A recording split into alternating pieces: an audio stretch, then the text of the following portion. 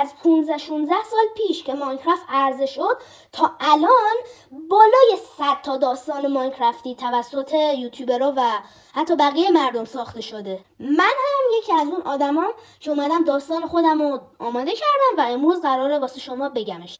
ممنون میشم اگه از داستان خوشتون اومد با لایک و سابسکرایب حمایت کنین و تو کامنت هم نظرتون رو راجع به داستان واسم بنویسین. بریم سراغ داستان ما رو میبره به خیلی سال پیش تو دنیایی که ما داریم الان توی زندگی میکنیم، اما خیلی قبل‌تر. یه سری مردم باستانی زندگی میکردن که بهشون گفتن ancient people یا ancient builder، فرقی نمیکنه، که اونا توی ساخت و ساز و چه میدونم شکار و جمع‌آوری منابع آدمای خیلی ماهری بودن که اونا جای مختلفی هم زندگی میکردن. مثلا خیلی‌ها داخل بایوم‌های برفی زندگی میکردن که اونا ایگلوها رو ساختن، خیلی‌ها داخل اصلا مناطق خوش زندگی میکردن مثل دزرت، اونا دزرت تمپلا و حتی چاه‌ها رو ساختن، یا اصلا خیلی‌ها هم زندگیشون اختصاص دادن به دریاهای ماینکرافت، اومدن روی آب و یه سری سازه ها که در واقع میشه همون اوشن مانیومنت ها رو ساختن و اونجا زندگی کردن. خلاصه گروه بودن و هر کسی یه جایی بود. حالا در کنار این مردم باستانی یه سری موجودات هم زندگی میکردن مثل ویلیجرها که خونه هاشون که میشه همون روستاها یا ویلیج ها توسط خود مردم باستانی ساخته شده بود. یعنی در واقع مردم باستانی واسه اونا خونه ساخته بودن که میشه همون ویلیج ها یا روستاها، که ویلیجرها هم به خوبی و خوشی در کنار مردم باستانی زندگی میکردن.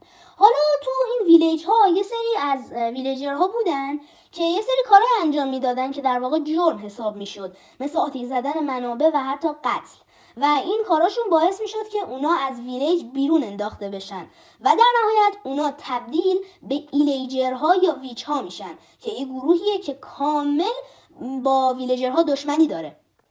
اما مردم باستانی به این موضوع کاری نداشتن. اونا روز به روز داشتن قوی تر می شدن تا اینکه به علم ساخت پورتال دست پیدا کردن. اومدن پورتال ندر رو ساختن و خیلیشون تصمیم گرفتن برن و واسه یه مدت زمان کوتاهی حداقل برن و به ندر سفر کنن. خیلیاشون در واقع بیشترشون اومدن گفتن که نه آقا، ما میان تو اوورورلد زندگی میکنیم، نمیان تو ندر و اینا. ولی اونایی که میخواستن برن ندر یه سری خوک با خودشون از اوورورلد برداشتن بردن اونجا تا هر وقت گشنشون شد و نیاز به غذا پیدا کردن اون خوکا رو بکشن و از گوشتشون تغذیه بکنن. این شد اونا برمیدارن خوکا رو میبرن، واسه شون یه سری قفس میسازن اونجا و واسه خودشون هم یه سری قلعه ها میسازن که در واقع همون فورترس ها و بسشنا میشه. اما بعد از یه مدتی اونا میفهمن که خوکا با آب و هوای ندر سازگاری ندارن و دارن تغییر ژنتیک میدن و تبدیل به پیگلین ها میشن. پیگلین ها روز به روز داشت تعدادشون زیادتر میشد و بعد از این مدتی که خیلی زیاد شده بودن اونا تصمیم میگیرن که علیه مردم باستانی انقلاب کنن. حالا که قدرت دارن بخوان از اونا انتقام بگیرن و این کارا هم میکنن. جنگ بزرگی بین اونا شکل میگیره. پیگلین ها خیلی از مردم باستانی ها رو میکشن، اما در نهایت توسط مردم باستانی شکست میخورن و اونایی هم که باقی مونده بودن فرار میکنن. مردم باستانی میان جسد اون کسایی که مردن توسط پیگلین ها رو توی خاک ندر که نمیدونستن نفرین شدن دفن میکنن و بعد از این مدتی میفهمن که آره خاک ندر نفرین شدن و خاک ندر داره تبدیل به سولسند میشه و بعد از این مدتی سولسندها داره ویدر اسکلتون به وجود میاره و این اوضاع رو خیلی خیت میکنه. مردم باستانی نمیدونستن چه کار کنن. ندر واسهشون خیلی خطرناک شده بود، برای همین تصمیم بازگشت به اوورورلد رو میگیرن و این کار رو هم میکنن. دوباره پورتال بازگشت رو میسازن، اما وقتی به اوورورلد برمیگردن میفهمن اوضاع اوورورلد از این هم که تو ندر هست بدتره. اونجا یه ویروس خیلی بزرگی توسط ویچ ها پخش شده بود به نام ویروس زامبی که تا حالا کلی از موجودات زنده رو به کشتن داده و خیلی ها رو هم تبدیل به زامبی کرده. غیر از آدمایی که بر اثر این ویروس تبدیل به زامبی شده بودن، حتی حیوانات و گیاهان و هر موجود زنده‌ای، هر چیز زنده‌ای تبدیل به زامبی شده بود بر اثر این ویروس. مردم باستانی مونده بودن که چجوری از شر ویروس زامبی راحت بشن. تصمیم میگیرن بیان و گالم ها رو بسازن، آیرن گالم ها و یه سری گالم های دیگه. اما ساختن گالم ها جواب نداد. ویروس زامبی انقدر آدمای زیادی آلوده کرده بود و تعداد زامبی ها انقدر بالا رفته بود که هیچ گالمی نتونست حریف این زامبی ها بشه. برای همین تصمیم گیرن دوباره برگردن یه سر به ندر و یه موجودی رو خلق کنن که بتونه با این ویروس زامبی مبارزه کنه و ویروس زامبی رو تمومش بکنه. اونا میرن با خاک نفرین شده ندر، یعنی همون سولسند، اونو یه ذره جمع‌آوری میکنن و میرن یه جنگ کوچولویی با ویدر اسکلتون ها میکنن و کله های اونا رو برمیدارن و با ترکیب سولسند، خاک نفرین شده ندر و کله این ویدر اسکلتون ها که بر اثر همین سولسند هم به وجود اومده یه ترکیبی رو بسازن و یه موجودی رو خلق کنن و موفق میشن اما میفهمن چه اشتباه بزرگی کردن. اونا ویدر رو به وجود آوردن، موجود بزرگ و قدرتمندی که نه تنها زامبیا رو و مابای هاستایل رو میکشه بلکه به مابهای عادی و حتی خود مردم باستانی هم حمله میکنه. مردم باستانی هم واقعا دیگه نمیدونستن چه کار کنن، اصلا دیگه نمیتونستن حریف این ویدر بشن. برای همین تصمیم میگیرن برن به اعماق زمین نزدیک بدراک و اونجا واسه یه مدتی زندگی کنن. بعد از یه مدتی اونجا بزرگ و بزرگتر میشه و تبدیل به شهر زیرزمینی میشه که در واقع همون اینشنت سیتیه. مردم باستانی هم با خیال راحت داشتن با این زندگی میکردن، مطمئن بودن که ویدر هیچ وقت قرار نیست دستش به اونا برسه. اما پیش بینیشون بد از آب در اومد و با روزی که ویدر به اونجا ورود میکنه مواجه شدن.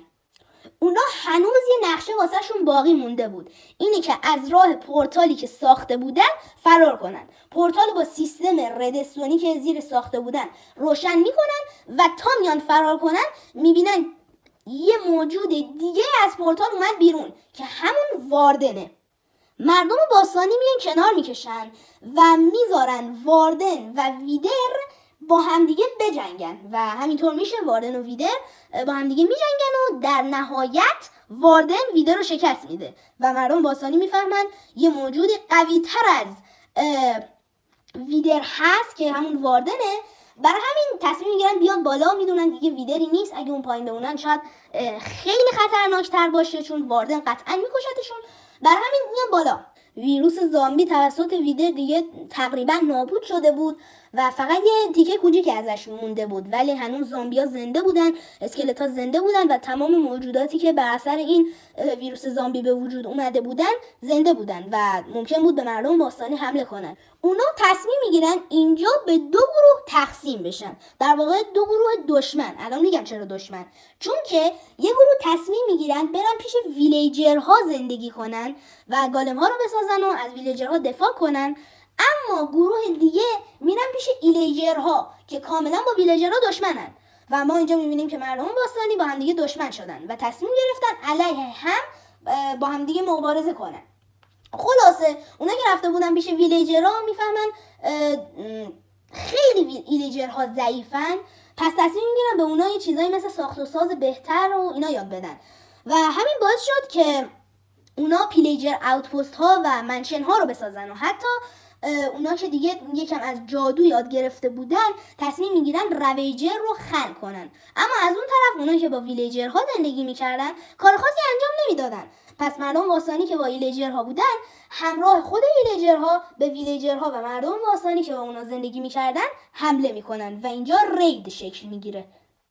اما خب چیزی که انتظار نداشتیم اتفاق میفته. مردم باستانی که با ویلیجرها زندگی میکردن تونستن چیز رو، در واقع کسایی که با ایلیجرها زندگی میکردن و خود ایلیجرها رو شکست بدن و مثل همیشه همون ایلیجرها که باقی موندن فرار میکنن میرن پای زندگیشون.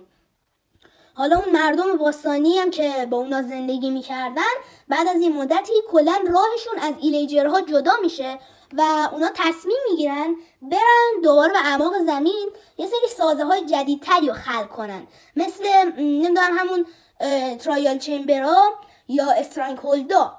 اونا که رفتن ترایال چمبرها رو ساختن، اونجا تصمیم گرفتن کلا زندگی کنن و اونا که رفتن استرانگ هولدها رو ساختن تصمیم میگیرن داخل این استرانگ هولدها واسه مدتی زندگی کنن و با توجه به علم و دانش که از ساخت پورتال و جادو اینجور چیزا داشتن بیان و یه پورتال جدیدی رو خلق کنن. دهنم خوش شدی، خوش را بخورم. خلاصه این کارو میکنن و پورتال اند رو میسازن و واردش میشن. وقتی وارد اون پورتال میشن با یه فضای خلأطوری مواجه میشن که همه جا وید بود و اصلا نمیتونستن، باید از جزیره های مختلف بریج میزدن و به جزیره اصلی، یعنی جزیره‌ای که دراگون توی زندگی میکنه برسن. حالا دراگون کی بوده؟ دراگون یه اژدهایی بوده، یه اژدهای ماده که میخواسته تخم بذاره.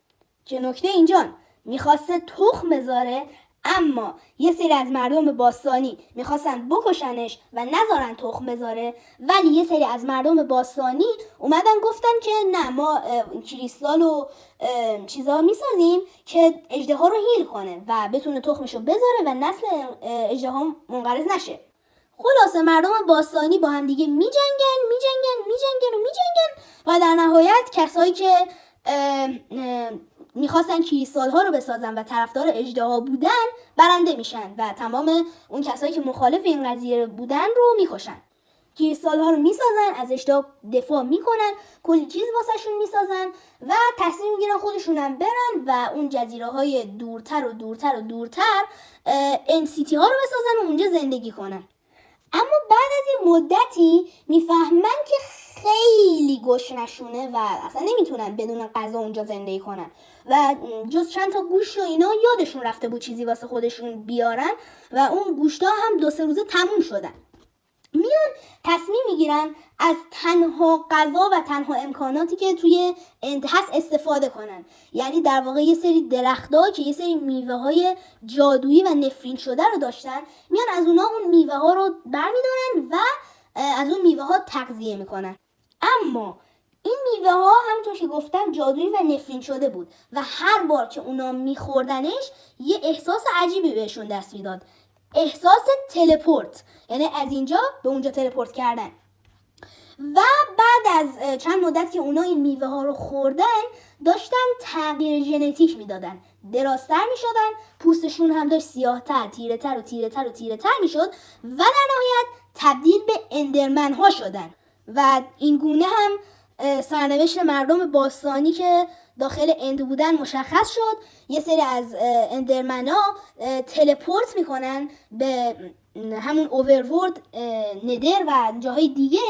یه سری هم تصمیم میگیرن که همون توی اند بمونن و از اژدها دفاع کنن. حالا اون مردم باستانی هم که داخل اوورورد زندگی میکردن هم پایانشون مشخص شد. بعد از یه مدت خیلی طولانی زامبیا و مابهای هاستایل دیگه به اونا حمله کردن و همه اونا رو کشتن و تبدیل به زامبی و اسکلتون و اینا کردن. این هم از پایان داستان ما و امیدوارم لذت برده باشین از داستانی که ساختم واسهتون.